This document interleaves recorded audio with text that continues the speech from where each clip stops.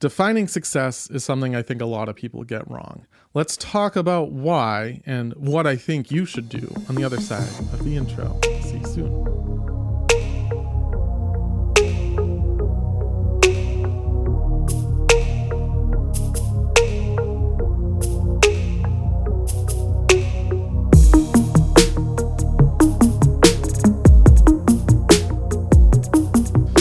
So when we're talking about success, we're talking about how you define success, because there are a lot of ways to define success. You can define success by financial gain. You can define success by power, influence, number of followers, number of sales, and so on and so forth, right? There are a number of ways to define success. One of the more overlooked ways of defining success, and I think it's very important for people who are just starting out, just getting their foot in the door, just learning something new, like I am with coding and with YouTube. And that is to not overthink what success is and not reach too far. Success for someone who is just learning the ropes and just starting out can be as simple as doing the thing, right? If you are able to release a video on a weekly schedule, say that that's your goal for becoming a YouTuber, release a video on a weekly schedule, then if you publish that video every week, you are successful. It doesn't matter if you are gaining followers or getting people to watch that content, or one of those YouTube influencers that have millions of followers and getting sponsorship deals left and right. You are successful when you set out to create content and you're doing it on the schedule that you created for yourself, that you deemed was achievable. Same thing with game development. If you want to create a game, your goal for the start could be as simple as mine was, which was learn how to write in Swift and on SpriteKit and release a game to the iOS App Store. My goal was very specific. I didn't even want to target Android or Steam or anything else. I just wanted to learn Apple's native language and Apple's native frameworks and publish a game on Apple's ecosystem. It was very simple, very easy. And I think by setting that goal up to be that simple and focused is what allowed me to actually end up being successful in releasing my first game on the iOS App Store. Now, someone could look at that and say, well, you weren't really that successful. That game has maybe 100 downloads as of today and, has made no money. My argument to that person's point is that this game was never meant to make money. It was meant to learn the art of creating a game and learn the process of putting a game on the iOS App Store. With that being the purpose of this, I've succeeded. I've created a game and I put it on the app. My success is achieved. So now when I want to go further, the next time I create a game, I can't just do the same thing, right? It's not just about being the same all the time. Success is about growth.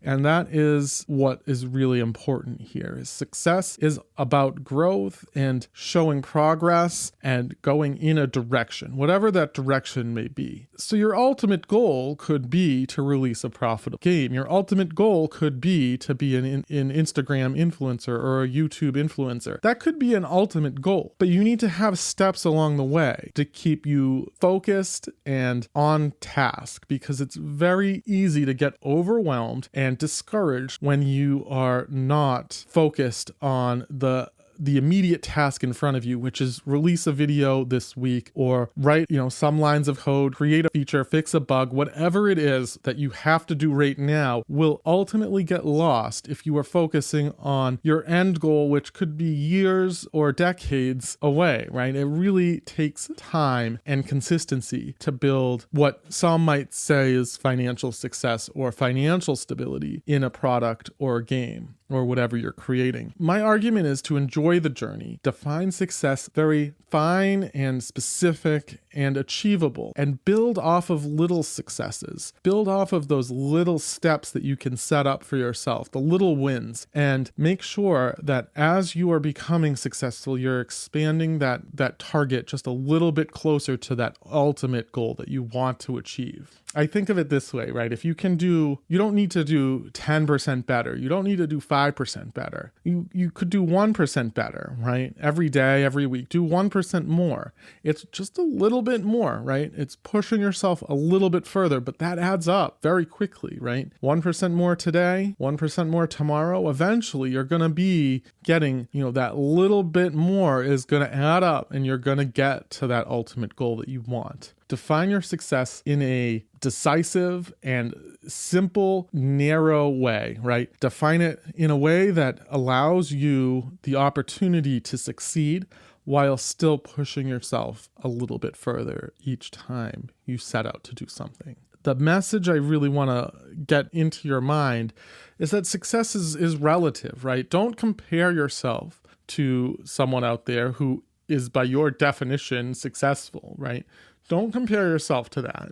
Don't compare yourself to what other people think is successful. Don't compare yourself to some stereotyped success story. And definitely don't pay attention to the headlines and the get-rich-quick schemes and all of that.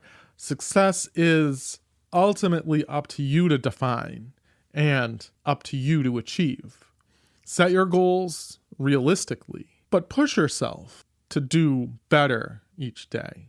This is what takes time and effort and consistency. You have to build your success on the back of previous successes.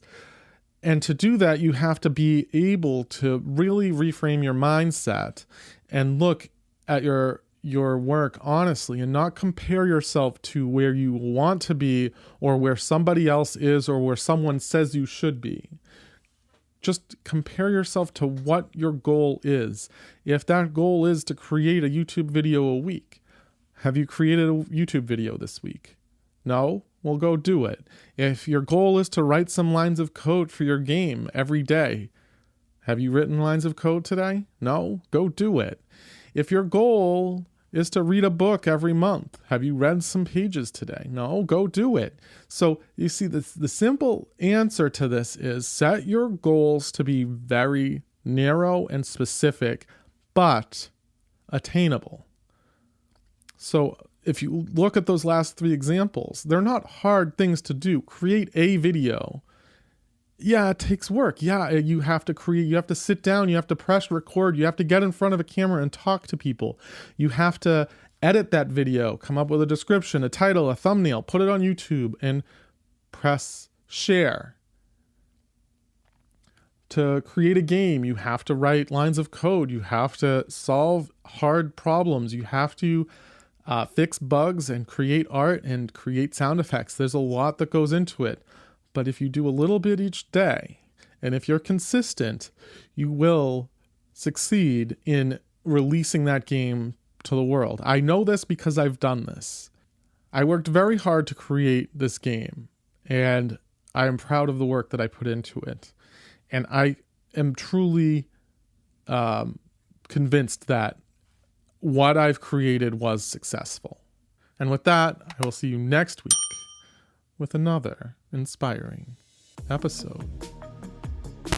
My goal, my personal goal, is to make videos better each week. I'm trying new things. I'm trying new angles.